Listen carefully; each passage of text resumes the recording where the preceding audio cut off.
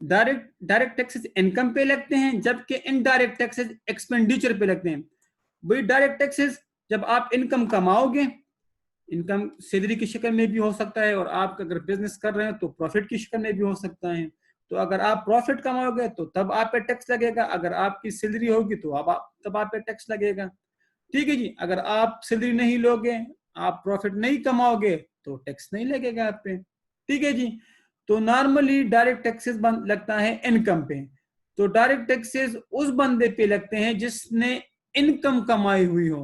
For example mister A ने income कमाई है 100 रुपए की, तो मिस्टर ए को टैक्स लगेगा। ठीक है जी। अगर मिस्टर बी ने फॉर एग्जाम्पल 200 रुपए कमाई हो, तो मिस्टर बी पे टैक्स लगेगा।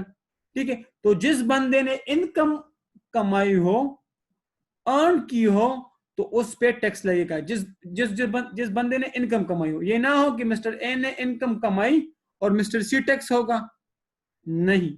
डायरेक्ट टैक्स का क्या मतलब है कि डायरेक्ट उस बंदे ने टैक्स देना है कि जिसने इनकम कमाई हो। तो डायरेक्ट टैक्स का कांसेप्ट क्लियर है जी। और दूसरी बात कि डायरेक्ट टैक्सेस आपकी लगती हैं इनकम पे। क्लियर। तो ये एग्जांपल पर आप खुद देख लो। एडवांटेजेस। अब ये डायरेक्ट टैक्स में कोई कंफ्यूजन, अभी आप पूछिए, पहले आप टैक्सेस के मुतालिक सवाल पूछ लेते हैं ना, अब आप टैक्सेस से मुतालिक शाबाश पूछते जाओ, मतलब रेलेवेंट क्वेश्चन। कितना आपको पता हो कि डायरेक्ट टैक्स और इनडायरेक्ट टैक्स क्या है, इंशाल्लाह फिर आप F6 में पढ़ोगे डिटेल में।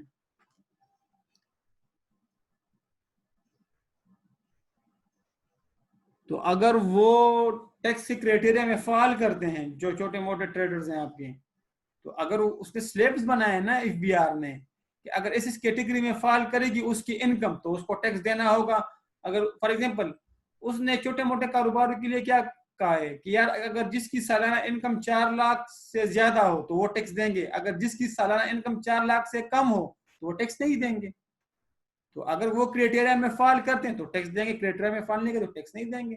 लेकिन मैं आपको समझा रहा हूं कि जिस बंदे ने इनकम कमाई हो उस बंदे ने टैक्स देना है, इसलिए इसको कहते हैं डायरेक्ट टैक्स, कि जिसने कमाई हो वो डायरेक्ट उसने टैक्स देना है, किसी दूसरे बंदे ने नहीं देना। फॉर एग्जाम्पल ये कि लेकर ने इनकम कमाई और जाके अजहर या सलमान टैक्स दें, ये मुमकिन नहीं है। या मुस्कान ने इनकम कमाई हो जाके सुंदस या शमीन या सब टैक्स दें, नहीं। मतलब जिसने इनकम कमाई हो उसने टैक्स देना होगा, इसलिए इसको कहते हैं डायरेक्ट टैक्सेस। और दूसरी बात ये कि इनकम पे लगता है।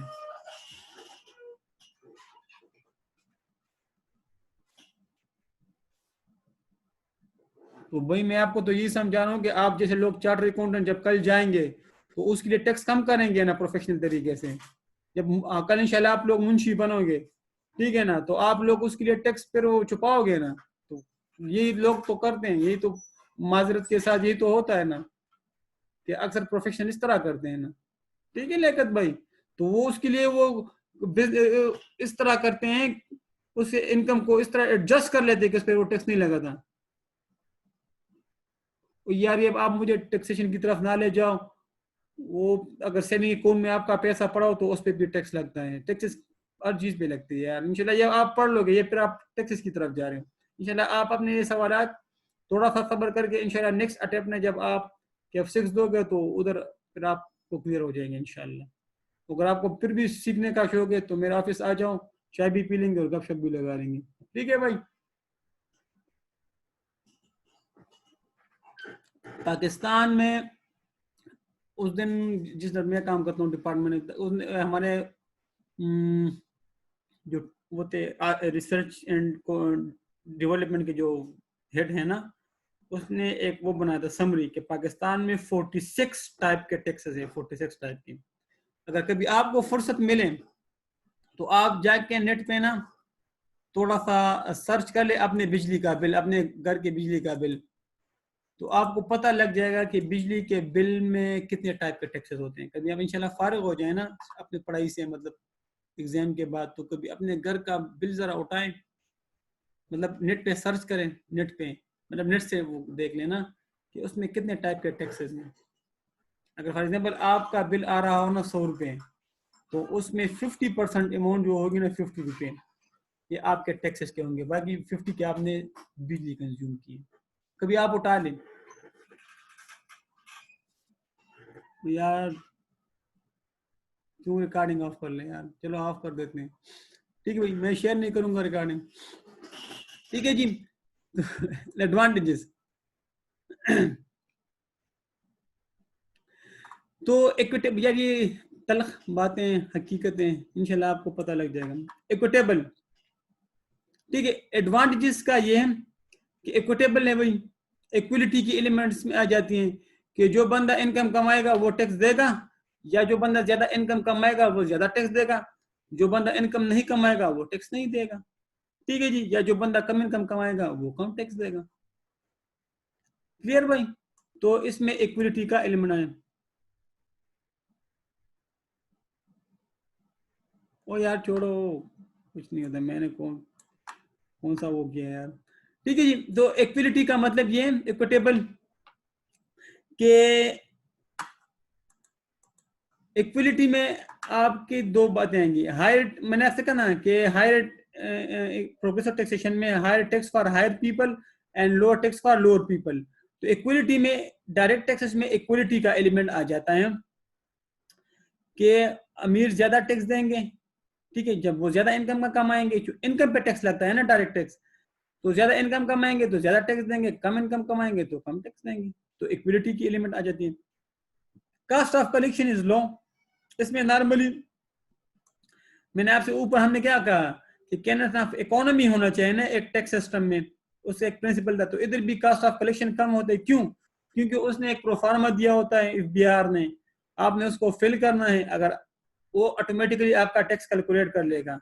तो अगर आपका टैक्स कैलकुलेट, अगर आपका टैक्स लगता है कैलकुलेट करके, तो आप बैंक में जमा करवा दोगे, अगर नहीं लगता तो नहीं जमा कराओगे। तो इतनी इसमें कैलकुलेशन इन्वॉल्व नहीं होती, इतने लंबे चौड़े फॉर्म नहीं होते, सिंपल सा फॉर्म है। एक आम सा बंदा भी हो ना, थोड़ा बहुत समझता हो टैक्स वगैरह को, थोड़ा बहुत भी, तो वो खुद भी फिल कर सकता है। तो इसमें कास्ट ऑफ कलेक्शन भी कम, सर्टिनिटी होती है कि यार अगर आइंदा साल फॉर एग्जांपल मेरी तनख्वाह इतनी है, फॉर एग्जांपल मेरी तनख्वाह फॉर एग्जांपल लाख है, तो आइंदा साल में 12 लाख कमाऊंगा, तो 12 लाख पे कितना टैक्स लगेगा? अभी अभी स्लैब आ चुके हैं, ये फाइनेंस या अभी जो बजट हुआ, तो जिसकी इनकम 12 लाख होगी साल की तो उसको इतना टैक्स देगा, जिसकी इनकम 24 लाख होगी तो उसने इतना टैक्स देगा। तो सर्टिनिटी आ जाती है। फ्लेक्सिबल है यार, हुकूमत अगर चाहती हो तो रेट को कम या ज्यादा कर सकती है। जिस तरह अब देखें, हुकूमत को पता है कि आजकल हालात सख्त है, तो उसने टैक्सेस सैलरी पे टैक्सेस नहीं बढ़ाए, उसने वही पुराने स्लेब्स रखे हैं। लेकिन अगर हुकूमत देखे कि हालात अच्छे हो चुके हैं और लोग ज्यादा सैलरी ले रहे हैं, ठीक है, तो वो फिर टैक्स की रेट बढ़ा देंगे। तो फ्लेक्सिबल है वो, अकॉर्डिंग टू सर्कमस्टांसेस इसको एडजस्ट कर सकते हैं। तो जरा ये आप देख लें, इसमें कोई मसला?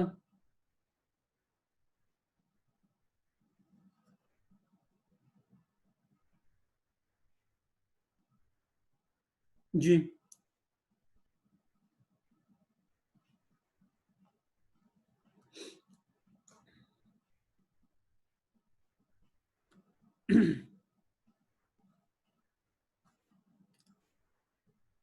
जी, काइंडली जरा देखें।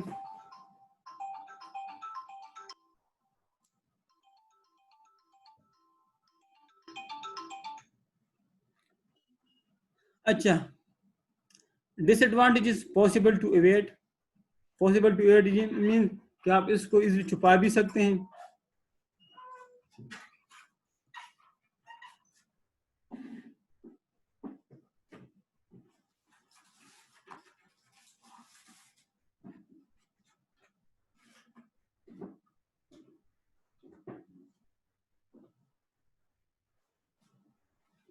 यार मैं आपको एक बता, सलमान, जब आप जिस टाइम फॉर एग्जाम्पल एक बंदे की इनकम है ना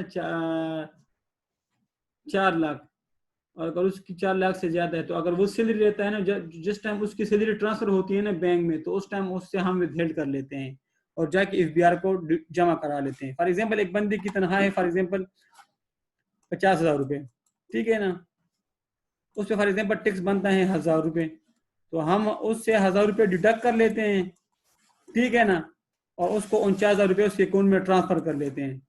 ठीक है जी।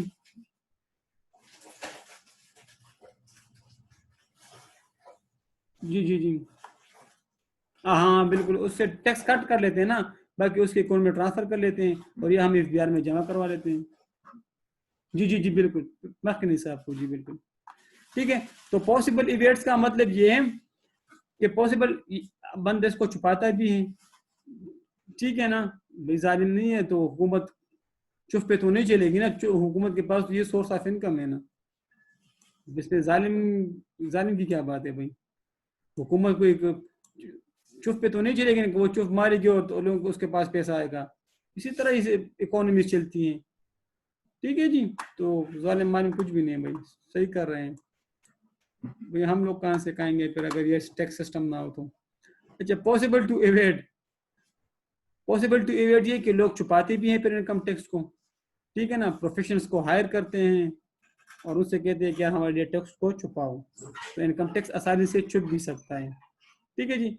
अनपॉपुलर है, अब इसमें मजीद बात नहीं करूँ, फिर समझ के सर आप प्राइवेट बातें कर रहे होंगे तो ऑफ करो, ठीक है। तो बस पॉसिबल टू एवेड के लोग इसको छुपाते भी हैं, किस तरह छुपाते हैं, प्रोफेशनल को हायर कर, ठीक है जी। अनपॉपुलर है भाई, किसी को ये फीलिंग ही नहीं हो रही है कि किसी को ये फीलिंग ही है कि मैं टैक्स दे रहा हूँ, ठीक है ना, हर कोई कहता है यार टैक्स हम पर बोझ है और हुकूमत ने टैक्सेस बढ़ा दिए, हमारे बेड़ा गर्क कर दिए, मतलब एक पॉपुलर नहीं है ना, अनपॉपुलर है, लोगों को ये फील नहीं करते कि यार मेरे ऊपर एक रिस्पॉन्सिबिलिटी है, मैं वो रिस्पॉन्सिबिलिटी फुलफिल कर रहा हूँ, क्लियर जी, बल्कि एक बोझ समझते हैं, टैक्स को अपने ऊपर एक बोझ समझते हैं, क्लियर जी। तो इसलिए लोग इसको एवॉइड भी करते हैं, छुपाते भी है। डिस्करेज इन्वेस्टमेंट एंड सेविंग, मैंने आपसे कहा था कि टैक्सेस क्या होते हैं, टैक्सेस से डिस्करेज हो जाती हैं, क्लियर जी, टैक्सेस सेविंग और इन्वेस्टमेंट को डिस्करेज कर लेती हैं।